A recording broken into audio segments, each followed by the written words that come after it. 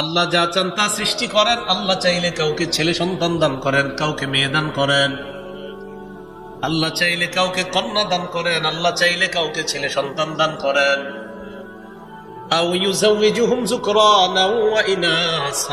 আল্লাহ চাইলে কাউকে ছেলে মেয়ে উভয়টা দান করেন।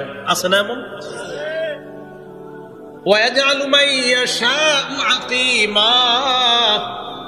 আল্লাহ চাইলে ছেলেও দিবেন না, মেয়েও দিবেন না। এই নারীকে বন্ধা রাখবেন, এই ক্ষমতা একমাত্র কার?